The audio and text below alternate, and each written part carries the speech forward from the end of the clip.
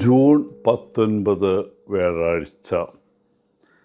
മത്തായി 6:7 മുതൽ 15 വരെ വാക്യങ്ങൾ.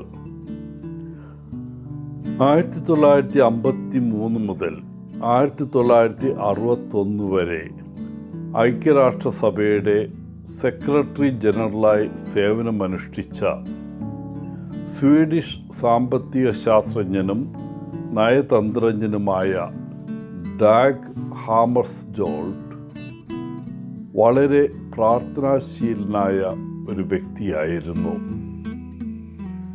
യേശുവിനോട് അദ്ദേഹത്തിന് അഗാധമായ ആരാധന ഉണ്ടായിരുന്നു. ഐക്യരാഷ്ട്രസഭയിൽ ഒരു മെഡിറ്റേഷൻ റൂം, ധ്യാനമുറി നിർമ്മിച്ചതിൻ്റെ ഉത്തരവാദിത്വം അദ്ദേഹത്തിനായിരുന്നു. അദ്ദേഹത്തിൻ്റെ പ്രസക്ത ജേർണലായ മാർക്കിങ്സിൽ കർത്താവിൻ്റെ പ്രാർത്ഥനയെക്കുറിച്ച് നിരവധി പരാമർശങ്ങളുണ്ട്. ഏറ്റവും വികാരഭരിതമായ ഒന്ന് ഇങ്ങനെയാണ്: നിന്റെ നാമം വിശുദ്ധീകരിക്കപ്പെടട്ടെ, എൻ്റെ അല്ല. നിന്റെ രാജ്യം വരയണമേ, എൻ്റെ അല്ല. നിന്റെ ഇഷ്ടം നിറവേറട്ടെ, എൻ്റെ അല്ല. ഇന്നത്തെ സുവിശേഷ വായന ആരംഭിക്കുന്നത് വിജാതിയർ ചെയ്യുന്നത് പോലെ അവരുടെ പ്രാർത്ഥനകളിൽ വാചാലരാകരുതെന്ന് യേശു തൻ്റെ ശിഷ്യന്മാരോട് പറയുന്നതോടെയാണ്. കൂടുതൽ അല്ലെങ്കിൽ നിരവധി വാക്കുകൾ നല്ലതാണെന്ന് അവർ കരുതിയേക്കാം.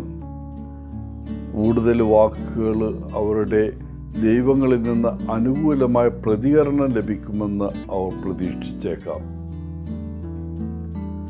തുടർന്ന് യേശു തൻ്റെ ശിഷ്യന്മാരെ എങ്ങനെ പ്രാർത്ഥിക്കണമെന്ന് പഠിപ്പിക്കുന്നു. വളരെ ലളിതവും എന്നാൽ ആഴമേറിയതുമായ ഒരു പ്രാർത്ഥന. അതാണ് സ്വർഗസ്ഥനായ ഞങ്ങളുടെ പിതാവേ എന്ന പ്രാർത്ഥന. ഈ പ്രാർത്ഥനയിൽ ആത്മാർത്ഥതയോടെ പ്രാർത്ഥനയെ സമീപിക്കാനും ശൂന്യമായ ആവർത്തനങ്ങളിൽ നിന്ന് മാറി ദൈവവുമായുള്ള ഹൃദയംഗമമായ ആശയവിനിമയം സ്വീകരിക്കാനും യേശു നമ്മെ പ്രോത്സാഹിപ്പിക്കുന്നു. ക്ഷമയുടെ പ്രാധാന്യത്തെയും അതിനുള്ള നമ്മുടെ സ്വന്തം ആവശ്യകതയെ തിരിച്ചറിയുന്നതിനെയും ഈ പ്രാർത്ഥന ഊന്നിപ്പറയുന്നു. നാം ദൈവത്തിൻ്റെ ക്ഷമ തേടുമ്പോൾ അതേ കൃപ മറ്റുള്ളവരിലേക്കും വ്യാപിപ്പിക്കാൻ നമ്മെ ഓർമ്മിപ്പിക്കുന്നു. ഈ കാരുണ്യത്തിൻ്റെയും കരുണയുടെയും പ്രവൃത്തി ഒരു തരംഗ പ്രഭാവം സൃഷ്ടിക്കുകയും നമ്മുടെ സമൂഹങ്ങളിൽ ഐക്യവും സ്നേഹവും വളർത്തുകയും ചെയ്യും. കൂടാതെ നമ്മുടെ ദൈനംദിന ആവശ്യങ്ങൾക്കായി ദൈവത്തിൽ ആശ്രയിക്കേണ്ടതിൻ്റെയും നമ്മുടെ ജീവിതത്തിന്മേലുള്ള അവൻ്റെ പരമാധികാരത്തെ അംഗീകരിക്കേണ്ടതിൻ്റെയും പ്രാധാന്യത്തെ ഈ ഭാഗം അടിവരയിടുന്നു.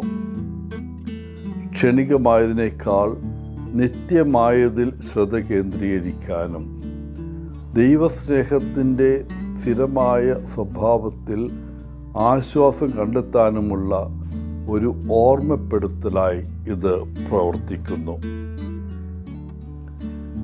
ഈ വാക്യങ്ങളിൽ ദൈവം നമ്മുടെ ദാതാവാണെന്ന ഉറപ്പിൽ വേരൂന്നിയ നന്ദിയുടെയും സംതൃപ്തിയുടെയും ജീവിതം നയിക്കുവാനുള്ള ഒരു ആഹ്വാനമുണ്ട്. നമ്മുടെ ഉത്കണ്ഠകൾ അവനിൽ സമർപ്പിച്ച് നമുക്ക് സ്വാതന്ത്ര്യവും സമാധാനവും കണ്ടെത്താം. എളിമയുടെയും ക്ഷമയുടെയും വിശ്വാസത്തിൻ്റെയും ആത്മാവോടെ ജീവിതത്തെ സമീപിക്കാൻ സ്വർഗസ്ഥനായ ഞങ്ങളുടെ പിതാവേ എന്ന പ്രാർത്ഥനയിലെ വാക്കുകൾ നമ്മെ പ്രചോദിപ്പിക്കട്ടെ. ദൈവവുമായുള്ള നമ്മുടെ ബന്ധം കൂടുതൽ ആഴത്തിലാക്കാനും നമ്മുടെ ചുറ്റുമുള്ളവരിലേക്ക് അവൻ്റെ സ്നേഹം പ്രസരിപ്പിക്കാനുമുള്ള ഒരു അവസരമായി നമുക്ക് ഓരോ ദിവസത്തെയും സമീപിക്കാം. കർത്താവിൻ്റെ പ്രാർത്ഥനയുടെ തത്വങ്ങൾ പ്രാവർത്തികമാക്കുന്നതിലൂടെ വിശ്വാസം, കാരുണ്യം, ദിവ്യകൃപ എന്നിവയുടെ നൂലുകൾ കൊണ്ട് നെയ്ത ഒരു ടാപ്പസ്ട്രി സൃഷ്ടിച്ചുകൊണ്ട് ഒരു ചിത്രം സൃഷ്ടിച്ചുകൊണ്ട് നമ്മുടെ സ്വന്തം ജീവിതത്തിൻ്റെയും ലോകത്തിൻ്റെയും പരിവർത്തനത്തിന് നാം സംഭാവന നൽകുന്നു.